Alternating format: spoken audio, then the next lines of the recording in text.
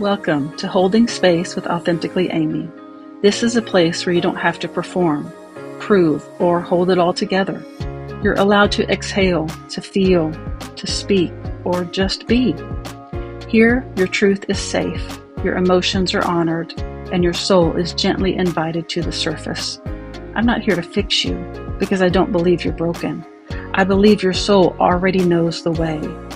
My role isn't to give you advice, but to hold a steady frequency of love so you have space to rise. This podcast is an extension of my own healing. If you're here, you belong, and I'm honored to sit beside you. Welcome back to another episode of Holding Space with Authentically Amy. I'm your host, Amy Thurman, and I'm so grateful that you're here.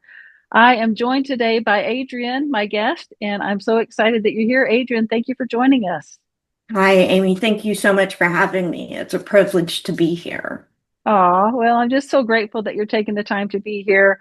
And what I do is hold space for people. So I'm here to hold space for whatever feels heavy on your heart to talk about today. So I'm just going to turn it over to you and we'll just go from there. So I'd like to start by introducing myself, a little bit about me. I've written a book. It's the story of my life from early childhood to early 20s. And I'm mentioning this now because I'm going to list my trigger warnings. I don't want to inadvertently traumatize anyone in our audience. Sure.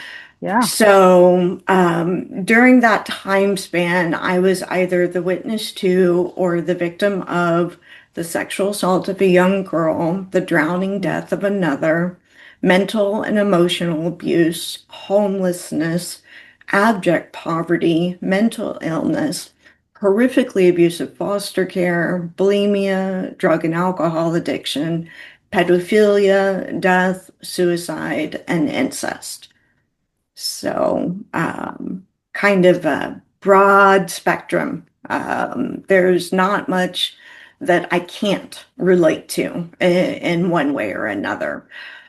But this evening, and it's December 3rd, what is speaking to me really is the holidays. And I don't mean the cheerful, happy, the lights are out, the decorations are up, everybody's, festive and a holiday mood.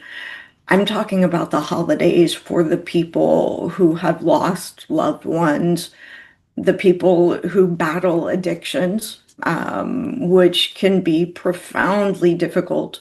Alcohol and drug addiction, going through the holidays. First, just because the holidays, even if you have a perfect family and a perfect life, holidays are stressful. I think everybody can agree. Um, Absolutely. but if you're battling addiction on top of that stress, it can often be the straw that breaks the camel's back. And I think that we need to be aware of and talking about these things and recognizing that the holidays are not easy for everybody. This isn't in my book number one, Unbroken Life Outside the Lines. It will be in my second book, but I lost my husband when I was 35 years old. He Oh, was gosh. 38 years old. Hmm. And we went to sleep one evening. I woke up and he did not. Hmm. He had a heart attack and passed away in his sleep. So, the first few years were incredibly difficult, just feeling that hole, this absence in my life. And I myself battle drug and alcohol addiction. It's been, gosh, my sobriety date is November 8th, 2005. So I guess Hmm. it's been 21 years, but it doesn't change it. It's always one day at a time. Hmm. So, and it can be really hard to see other people festive and in a good mood and enjoying the holidays like I wish everyone could. But it's important to recognize the people who are struggling and to just help where you can. Sometimes just a compliment or a positive word or a thought can go a really long way. So that's what's speaking to me tonight. Yeah, that's, it's such a good thing. I'm so glad that you brought that up because it's such a good point that we don't often think about, especially the people who really have a joyful time during the holidays, Thanksgiving and Christmas. They don't really think about the people who are struggling. And there are so many different avenues that people struggle. I think about myself that, being a single mom with a teenage son and two adult children, that it's even a struggle for me. My son wants everybody to be together, yet Mm, it's kind of weird if everybody's together, that kind of thing. And he's learning how to deal with that. But that's very minor, compared to what some other people are dealing with in the holidays. Some people can't even afford to buy food, to celebrate the holiday. And I love that you're bringing this up. I'm sorry that it's heavy on your heart, but I feel like it's a good thing that it is because we need to be aware of it. We need to be bringing this message to the world. And I'm just grateful that you're willing to talk about it today. thank you. Yeah, I myself have had a Thanksgiving dinner in the convention center because my mother was a single mother and we couldn't afford to have a Thanksgiving meal. So we took the bus, public transportation, and we went down to the convention center and they offered Thanksgiving meal. So this is something that's personally touched my life. I remember that Thanksgiving and being just surrounded by a sea of people, but feeling so alone. Mhm. So, Yeah, that's not uncommon, and it's sad to say that, but so many people are suffering in silence and they're afraid to talk about it because they're afraid of being judged or shame or fear, guilt, all of these emotions that there's just the uncertainty of how will people respond if they right. know that I'm going through this. And then there's also like, well, people think I want them to feel sorry for me if I say this. I don't want people to Right. feel sorry for me, but I do want people to know I'm struggling. It is a difficult place to be. I mean, you've been there, I've been there. Like, I want people to know that I'm struggling, but I don't want them to feel sorry for me. Yeah. Do you Pity have or any shame me. right? Do you It's have a any advice on that? it's a tightrope. You're Mhm. walking a tightrope. And for anyone who has the courage to share how they're feeling, I mean, that alone is momentous. That's huge. Because it takes a lot. It takes a lot of willpower. It takes a lot of personal strength, inner integrity to be able to share those emotions out loud. That in and of itself is something to be proud of yourself for. Being able to speak out and to speak up on your emotions. And I really want to encourage people to do that because if you're feeling that way, what's the likelihood that somebody else around you is feeling that way? And you might not know it. And the only way to know it is if you speak up. The person right next to you might be feeling those exact same things. And then by you speaking up, you could make a connection. You could form a way of helping each other. But you can't do that if you don't know. So it really takes just one person to speak up and to be brave enough to speak up. But holidays are hard, especially if there's been a recent loss. I've experienced a lot of loss in my life. My grandmother passed, so my grandfather absconded. when I was very young. He basically moved the family from North Carolina to Texas and then just left. And my grandmother took care of me so my grandmother and grandfather had four children. And they all basically had to start working immediately to keep a roof over our heads. And my grandmother stayed home and watched me. And most people don't know this, but not all mental illnesses develop at the same ages or in the same stages.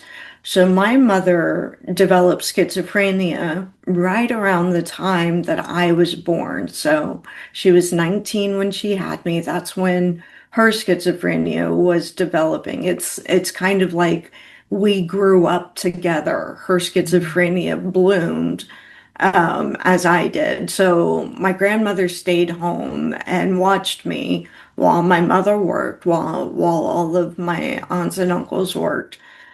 And my grandmother passed when I was 7 years old.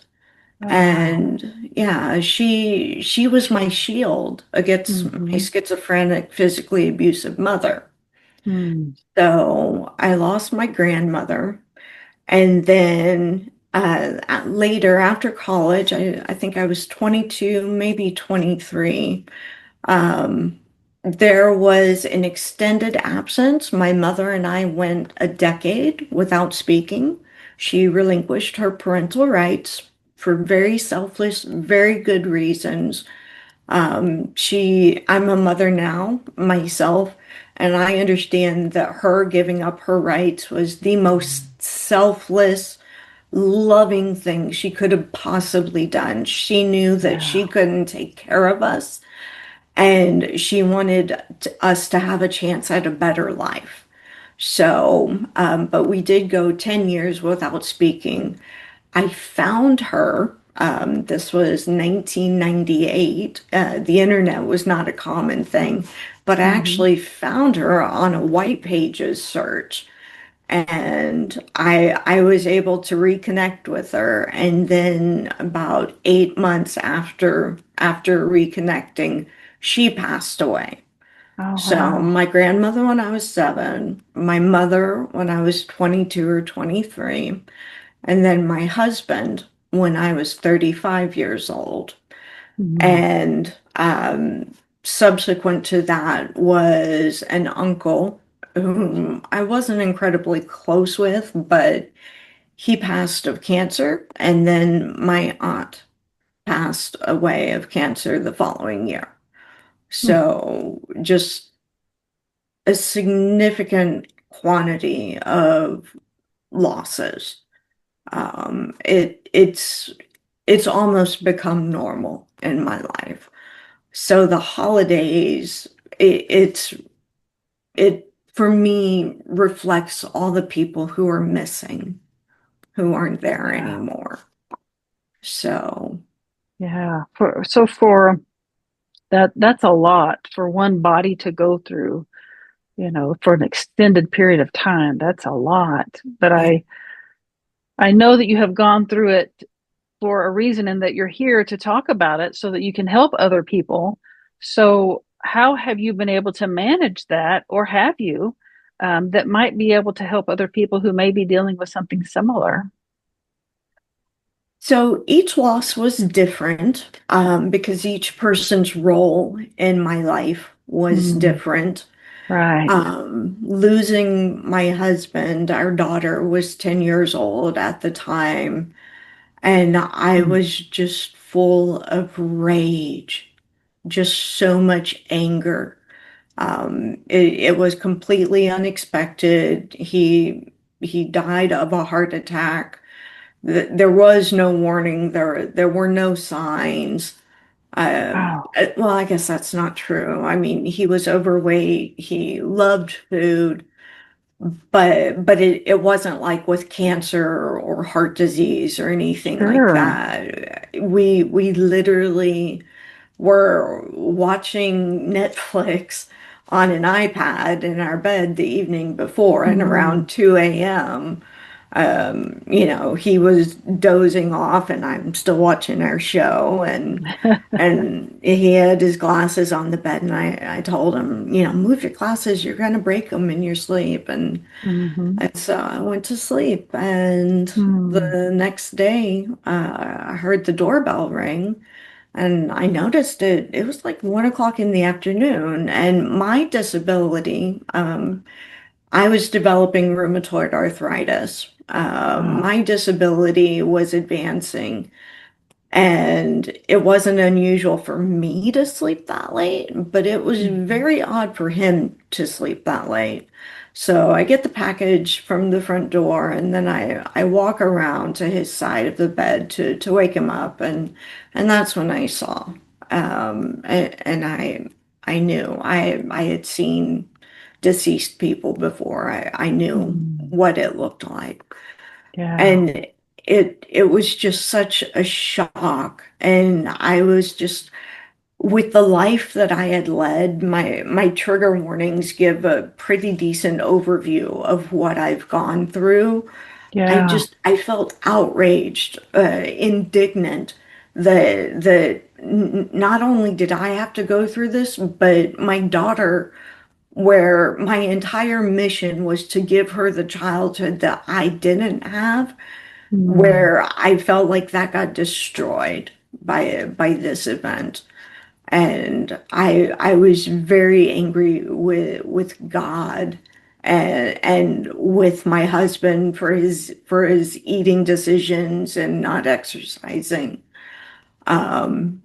And I would just I was trained, my mother, after she would beat me, she would tell me to go take a shower. So the Hmm. shower was where I felt safe letting out my emotions because you couldn't really hear anything. The sound of Yeah. the water covered it, and I would, it it was a coping mechanism that I would get in the shower and I would scream, I would cry. I I was just angry and upset and overwhelmed.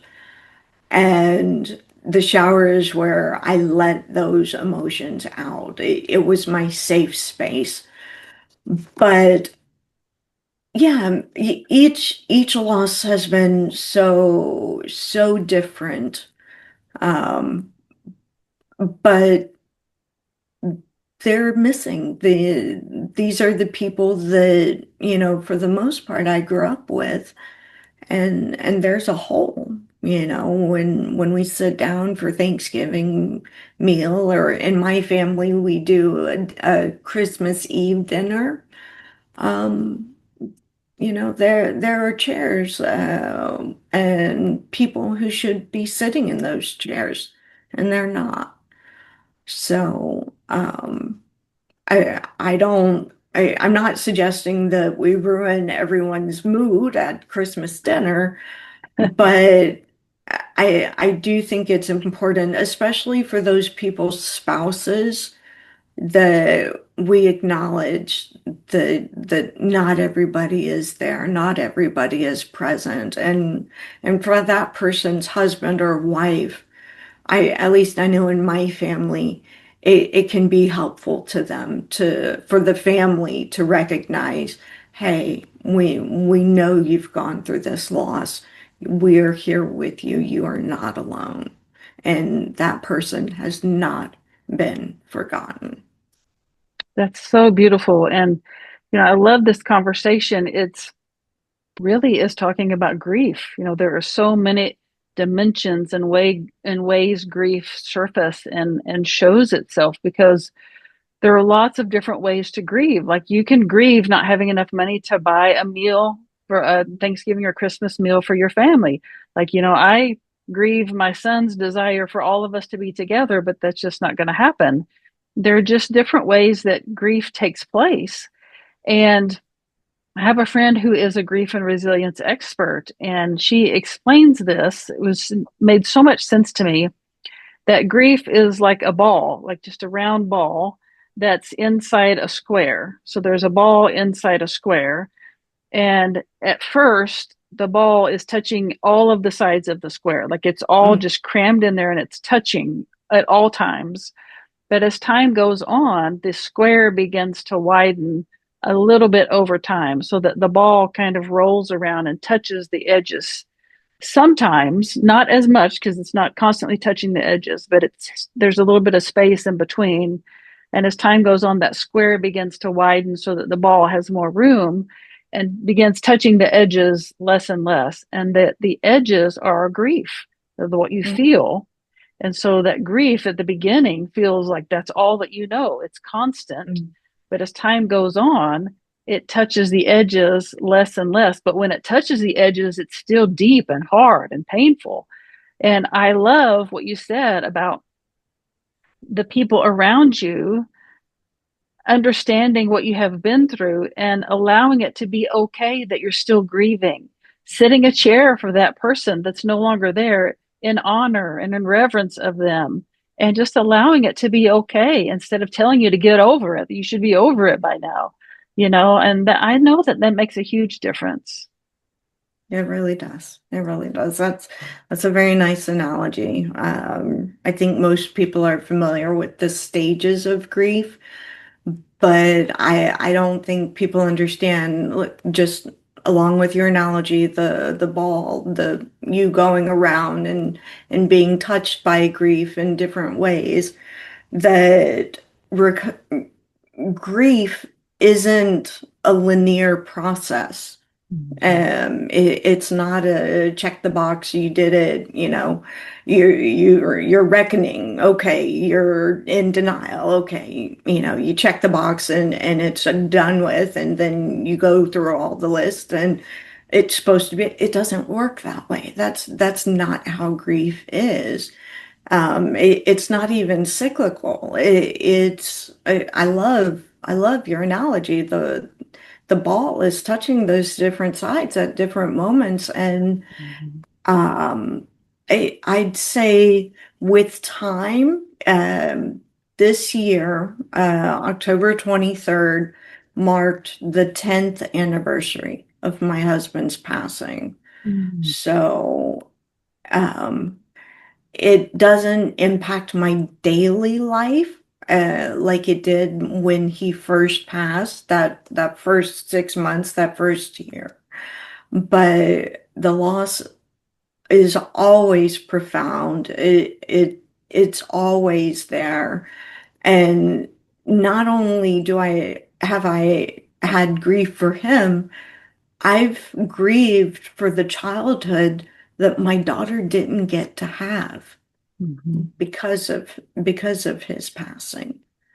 So grief is complex, and the Mhm. holidays really bring up a lot of issues for people. And it was on my heart tonight that I wanted to, and I know this episode won't come out until you had mentioned mid-January in our pre-recording talks, but it, I just, I really hope that we have space for those people who need a little cushioning, who need a little guidance, need a little extra support, because it is challenging.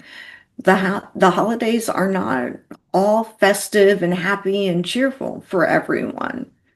So, So true. And one of my other guests said one time that we don't know that people are not okay if they don't tell us they're not okay. But people go around saying, how are you? I'm fine. I'm good. And how are we supposed to know if you're not okay if you mm, don't say you're not okay, if you don't tell someone that you're not okay? If you go around telling everybody that you're okay, why are we supposed to believe otherwise? And something that I have found and something that I have started coaching my clients to do is that if there's something that you want to do or want to step out and want to start saying, or, because I'm an authenticity expert, I help people learn to be authentic.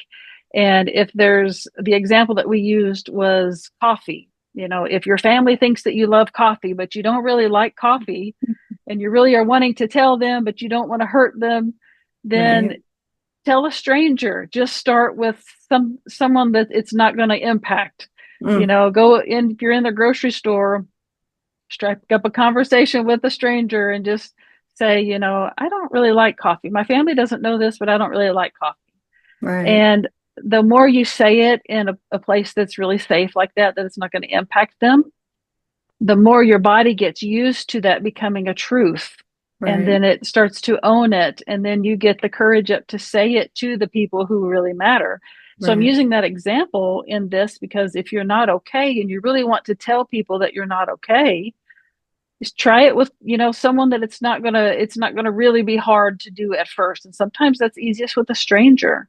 So right. I love that advice that other people that I have gained from other people have been able to Right. spread on because it's so helpful. So there's an acronym, and I kind of laugh. Anytime somebody says they're fine, the acronym, and I didn't create this. You're fine. You're effed up, insecure, neurotic, and emotional. I'm fine. Oh, that's So, funny. yes, but also so Yeah, true. yeah, Some people will ask, "How are you doing?" as a pleasantry. They're not right, actually asking how you're doing. right. They're just greeting you. But there are other people who sincerely want to know how you're doing, and then it becomes incumbent upon you uh, to communicate with them. And if you don't give genuine, sincere communication, how can you possibly expect anything back? Mhm. So, It's true. And I will also add that if you do take the courage and the strength to mention it, to say to someone, I'm not okay, or I'm really struggling today, or I'm having a hard day, and they don't honor it and they don't respect it and they just gloss it over and, don't treat it the way it needs to be treated, right, don't let that taint the rest of your experience. Keep right. trying because you will, if you keep saying it, you will find someone who will honor it and respect it and hold the space for you that you need to hold, that you need to be held, and give you the help or point you in the right direction that you need to be pointed toward. So I Absolutely. want to just encourage you not to give up if that happens, because that does happen, unfortunately. It does, but that's how you Mhm. can identify those people who are going to be significant in your life. who Yeah. who are going to give you that emotional availability, that they're going to make themselves available, and it's not just about them and what's going on in their life. I found that I had a few friends where it was always all about them, and it wasn't reciprocated. And I ended up ending those relationships because I was putting so much work and effort and love into it, and I was being drained.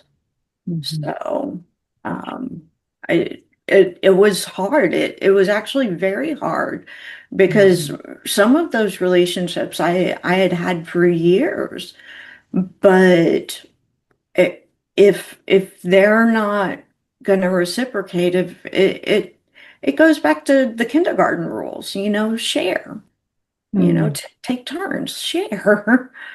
Right. So, um, Yeah, one of the resources that I created is called 10 Steps to Showing Yourself Self Love.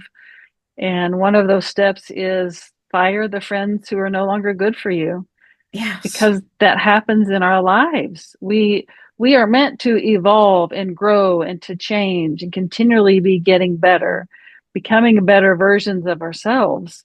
what did And you say that was called? 10 steps it's 10 steps to showing yourself self love. to I showing. can send it to you. Or let's see, I think it's on my website under freebies. And my Okay, website is www.getamyshelp.com. get Amy's And help. I it's, love it. yeah, it's under the freebies tab.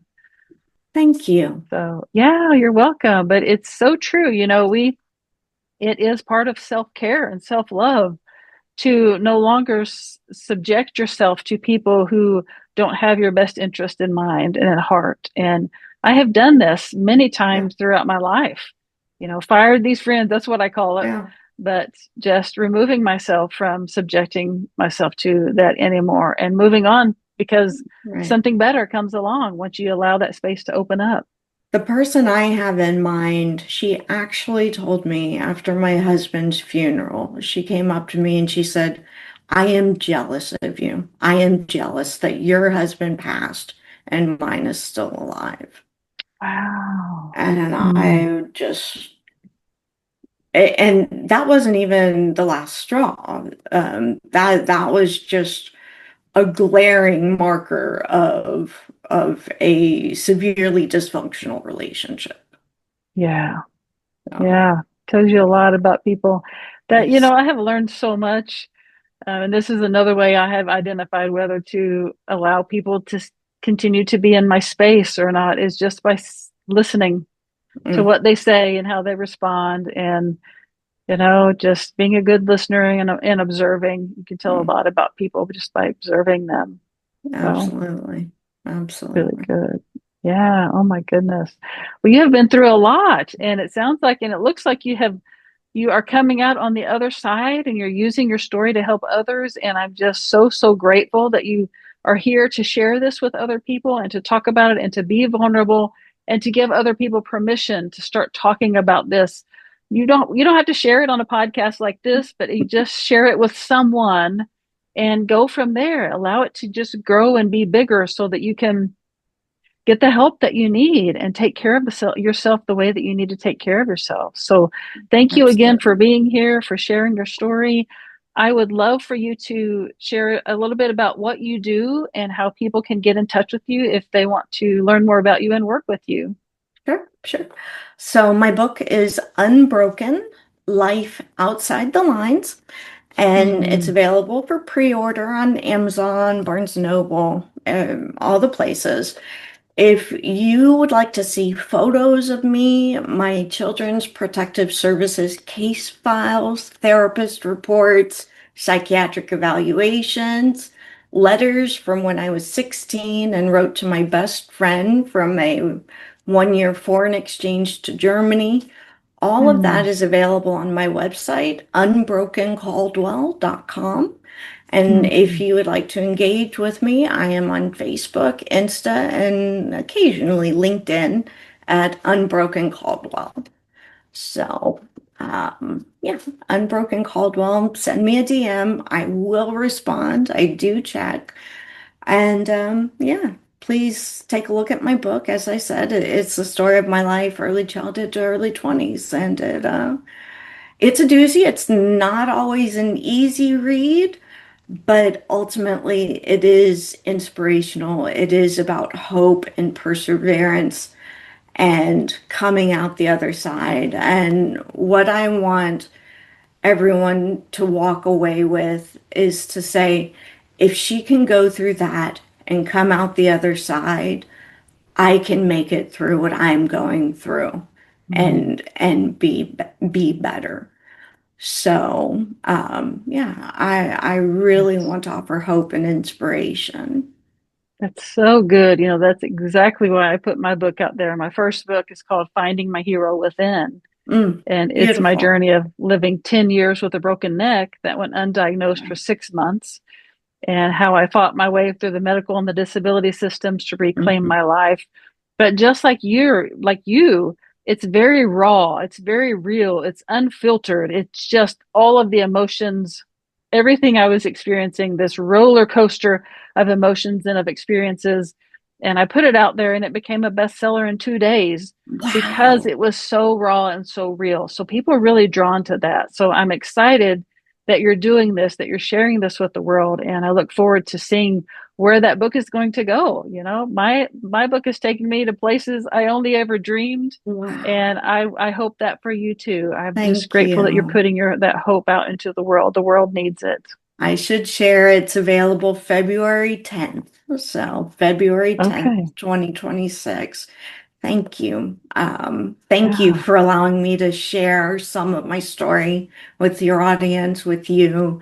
It has truly been a privilege being here this evening, and it's been a wonderful conversation. I really hope your listeners found what I had to say helpful, useful. I hope I've touched some hearts tonight.